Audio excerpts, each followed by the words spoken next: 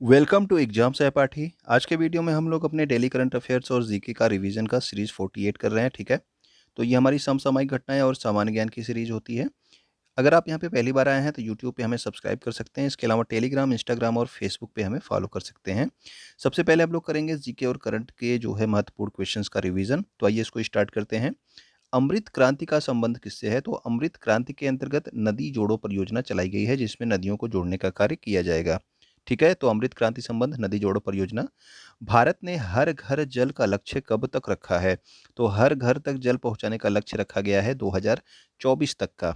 ठीक है, 100% हर घर जल वाला पहला राज्य कौन सा बना है, यानी कि किस राज्य में हर घर पे जल पहुंचाया जा सकता है, पहुंचाया जा चुका है 100%? तो वो आपका गोवा राज्य है।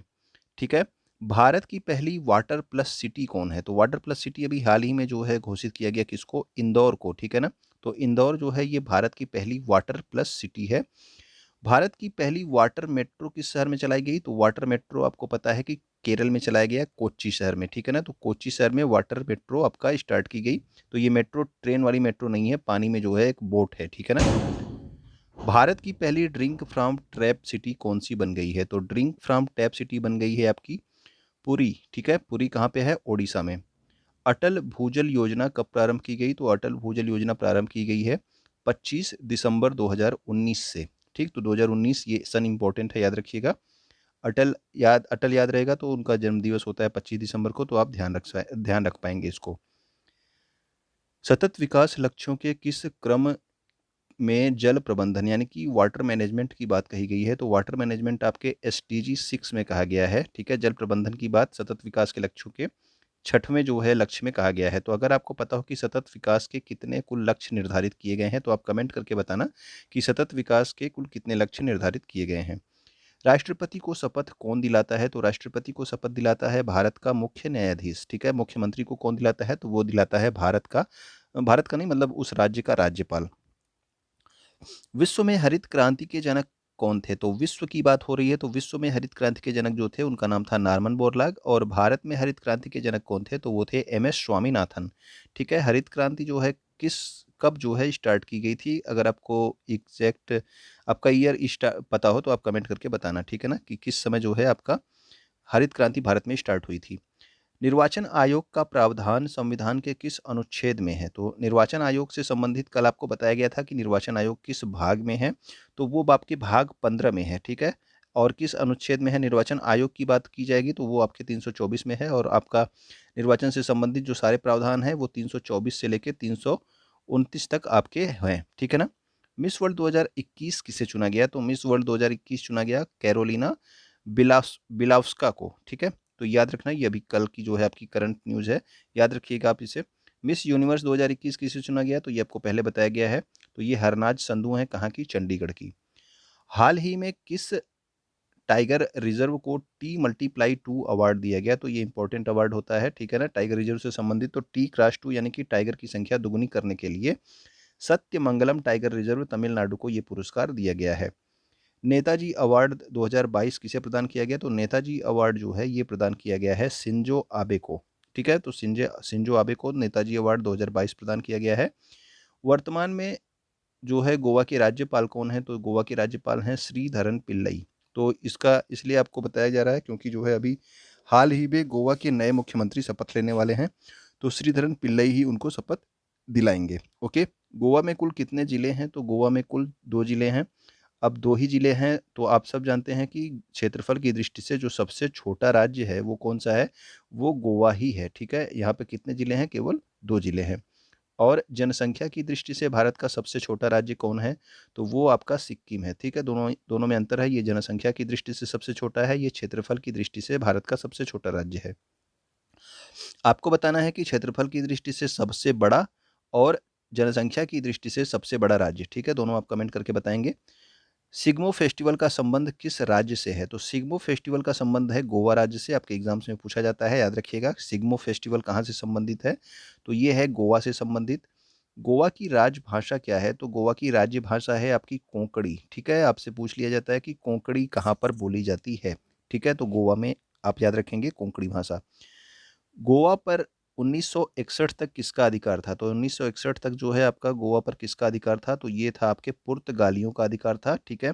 फिर 1961 में इसको पुर्तगालियों से भारतीय सेना के द्वारा आज़ाद कराया गया था। गोवा किस वर्ष स्वतंत्र राज्य के रूप में अस्तित्व में आया? तो स्वतंत्र राज्य के रूप में 1987 में अस्तित्व में आया। जब ये 1961 में इसको आज़ाद कराया गया था तो इसको जो है केंद्र शासित प्रदेश का दर्जा दिया गया था। उसके बाद 1987 में जो है ये पूर्ण राज्य के रूप में अस्तित्व में आया। गोवा के प्रथम मुख्यमंत्री किसे बनाया गया? तो पहली बार जो 1987 में मुख्यमंत्री बनाया गया गोवा का, तो वो बनाया गया था प्रताप सिंह राणे को, ठीक है। तो प्रताप सिंह राणे को सबसे पहले वहाँ का मुख्यमंत्री बनाया गया था। समान सिविल संहिता यानी कि जो आपका अनुच्छेद 44 में आपसे पूछा जाता है कि अनुच्छेद 44 का संबंध किससे है, तो वो है समान सिविल संहिता से संबंधित। और किस एकमात्र राज्य में ये कानून लागू है? ठीक है, पूरे भारत में केवल एक ही राज्य में ये कानून लागू है और ये है आपका गोवा राज्य। ओके। भारत का पहला रेबीज मुक्त राज्य कौन सा है? तो रेबीज मुक्त राज्य जो भारत का है वो उसका नाम है गोवा। ठीक, तो अभी आपका रेबीज मुक्त भारत का पहला राज्य कौन सा हो गया? ये भी गोवा है। हर घर जल वाला पहला राज्य कौन सा है? तो वो भी आपका गोवा ही है। सतपुड़ा रेंज की सबसे ऊंची चोटी कौन सी है? तो सतपुड़ा रेंज की सबसे ऊंची चोटी का नाम क्या है? धूपगढ़। ठीक है। अरावली रेंज की सबसे ऊंची चोटी का नाम क्या है? बहुत बार पूछा जाता है, आपको याद होगा, आप कमेंट करके बताएंगे। ठीक है, तो सतपुड़ा रेंज की सबसे ऊंची चोटी धूपगढ़। इंटरनेशनल क्रिकेट काउंसिल यानी कि आपका आईसीसी के वर्तमान में अध्यक्ष कौन है? तो यहाँ के वर्तमान अध्यक्ष जो हैं वो हैं आपके ग्रेग बर्कले, और ये किस देश के हैं? तो ये न्यूजीलैंड देश के हैं। आईसीसी का मुख्यालय कहाँ पर स्थित है? तो मुख्यालय तो इसका है दुबई में, ठीक है ना। इसका मुख्यालय आईसीसी का दुबई में है। और बीसीसीआई यानी कि भारत का जो क्रिकेट काउंसिल है उसके अध्यक्ष कौन है? तो वो उसके उसके अध्यक्ष हैं आपके सौरभ गांगुली, ठीक है ना। ये आपके इंटरनेशनल क्रिकेट काउंसिल के अध्यक्ष हैं आपके ग्रेग बर्कले। और जो भारत का क्रिकेट काउंसिल है उसके अध्यक्ष कौन है? वो है आपके सौरभ गांगुली। और बीसीसीआई का मुख्यालय कहाँ पर है? तो बीसीसीआई का मुख्यालय वानखेड़े स्टेडियम मुंबई में स्थित है। ओके। एशिया कप 2022 का आयोजन कहाँ पर किया जाएगा? तो एशिया कप जो है ये क्रिकेट टूर्नामेंट है और इसका आयोजन किया जाएगा श्रीलंका में, ठीक है ना। तो श्रीलंका में इसका आयोजन 2022 में किया जाएगा। सार्क संगठन में कुल कितने देश शामिल हैं? तो सार्क जो है आपका ये आपके इसमें 8 देश शामिल हैं, ठीक है ना। तो स्टार्टिंग में पहले 7 देश थे, उसके बाद में जो है अफगानिस्तान जो है इसमें जुड़ा था और ये आपका 8वां देश के रूप में जुड़ा था, तब से इसमें 8 देश हैं सार्क में। और इसका मुख्यालय कहाँ पे है? काठमांडू में है। इसमें एक क्वेश्चन और पूछा जाता है कि सार्क की स्थापना कहाँ पर की गई थी? ठीक है, मुख्यालय तो इसका काठमांडू नेपाल में है, लेकिन इसकी स्थापना हुई थी ढाका बांग्लादेश में। ठीक है, ढाका बांग्लादेश में इस संगठन की स्थापना की गई थी। कब? 1985 में। ठीक, लेकिन इसका मुख्यालय कहाँ पे है? तो मुख्यालय आपके काठमांडू में है। और इसमें कितने सदस्य हैं? तो 8 सदस्य हैं। नेपच्यून स्ट्राइक 2022 युद्ध अभ्यास का संबंध किस संगठन पे से है? तो अभी हाल ही में कुछ दिन पहले नेपच्यून स्ट्राइक 2022 युद्ध अभ्यास आयोजित किया गया था और ये नाटो का जो है युद्ध अभ्यास है। ठीक है। मालाबार किस संगठन का युद्ध अभ्यास है? तो मालाबार जो है ये युद्ध अभ्यास किसका है? क्वाड देशों का। तो क्वाड देशों में कौन कौन से शामिल हैं? आपको पता है कि जापान है, अमेरिका है, भारत और ऑस्ट्रेलिया, ठीक है ना। तो ये चारों आपके क्वाड देश हैं और इनका युद्ध अभ्यास क्या है? इसका नाम है मालाबार। हाल ही में किस संगठन ने प्रदूषणकारी आयातित वस्तुओं पर, आयात आयात करना मतलब किसी दूसरे देश से मंगाना, ठीक है ना। यानी कि प्रदूषण जो जो ऐसी वस्तुएं जो प्रदूषण करती हों, ऐसी वस्तुओं को अगर किसी दूसरे देश से मंगाया जा रहा है यूरोपीय देशों में, तो उसको क्या चुकाना पड़ेगा? Carbon dioxide tax. ठीक है। तो आयातित वस्तुओं पर कार्बन डाइऑक्साइड टैक्स लगाने वाला पहला जो है संगठन कौन बन गया है? तो वो है आपका यूरोपियन यूनियन। मरु महोत्सव का आयोजन कहाँ पर किया जाता है? तो ये किया जाता है जैसलमेर, राजस्थान में। भारत का दूसरा सबसे बड़ा मेला जिसका नाम मेदाराम जतारा है, इसका आयोजन किस राज्य में किया जाता है? तो ये भारत का दूसरा सबसे बड़ा मेला है मेदाराम जतारा। और आपका जो सबसे बड़ा है वो आपका कुंभ मेला है। कुंभ मेले के बाद दूसरा सबसे बड़ा मेला मेदाराम जतारा, ये इसका आयोजन किया जाता है आपके तेलंगाना राज्य में। लोसर महोत्सव और स्पितुक गस्टर फेस्टिवल का आयोजन कहाँ पर किया जाता है? तो ये दोनों याद रखेंगे, दोनों इंपॉर्टेंट है। लोसर महोत्सव और स्पितुक गस्टर फेस्टिवल दोनों का आयोजन कहाँ पे किया जाता है? तो इसका आयोजन किया जाता है लद्दाख में। और लोसांग फेस्टिवल भी इंपॉर्टेंट है। लोसांग फेस्टिवल का आयोजन कहाँ पे किया जाता है? तो ये किया जाता है आपके सिक्किम में। ठीक है, तो लोसांग सिक्किम में है और लोसर कहाँ पे है? लद्दाख में। हेराथ महोत्सव और कंचोथ महोत्सव, ठीक है, कंचोथ महोत्सव आपका करवा चौथ से संबंधित है, जिसको जो है जम्मू कश्मीर की महिलाओं के द्वारा किया जाता है। और हेराथ महोत्सव क्या है? महाशिवरात्रि का त्यौहार है। ठीक है। इसका आयोजन कहाँ पर किया जाता है? तो इसका आयोजन किया जाता है जम्मू कश्मीर में, ठीक। तो जम्मू कश्मीर में आपका इसका आयोजन किया जाता है हेरात महोत्सव और कंचोत महोत्सव का। लक्ष्य सेन का संबंध किस खेल से है? तो लक्ष्य सेन का संबंध आपके बैडमिंटन खेल से है, ठीक है। तो लक्ष्य सेन का संबंध किससे है? बैडमिंटन खेल से है। लवलीना बोरगोहन का संबंध किस खेल से है? तो लवलीना बोरगोहन का संबंध आपके मुक्केबाजी से है, याद रखिएगा। लवलीना बोरगोहन मुक्केबाजी से संबंधित हैं। रवि दहिया, इनको सिल्वर मेडल मिला था टोक्यो ओलंपिक गेम में, और ये किस खेल से संबंधित है? कुश्ती से संबंधित है। मीराबाई चानू भी सिल्वर मेडल की विजेता थी। लवलीना बोरगोहन को आपका कांस्य पदक दिया गया था, ब्रॉन्ज, ठीक है ना। मीराबाई चानू भारोत्तोलन यानी कि वेट लिफ्टिंग से संबंधित हैं। अदिति अशोक का संबंध किस खेल से है? तो अदिति अशोक जो है ये गोल्फ खेल से संबंधित है, ठीक है। ये भी नाम इंपॉर्टेंट है, याद रखना। देवेंद्र झाझरिया का संबंध किस खेल से है? तो देवेंद्र झाझरिया का संबंध है आपके भाला फेंक से, ठीक है। तो भाला फेंक खेल खेल से संबंधित हैं, और ये पैरा एथलीट हैं, ठीक है ना, यानी कि दिव्यांग खिलाड़ी हैं देवेंद्र झाझरिया। सार्स बीमारी में कौन सा अंग प्रभावित होता है? तो सार्स बीमारी में आपका प्रभावित होता है श्वसन तंत्र। सार्स से संबंधित आपका कौन सा है? जैसे अभी आपका कोविड है, ये भी आपका सार्स से ही संबंधित है, ठीक है ना। तो इसमें आपका श्वसन तंत्र प्रभावित होता है।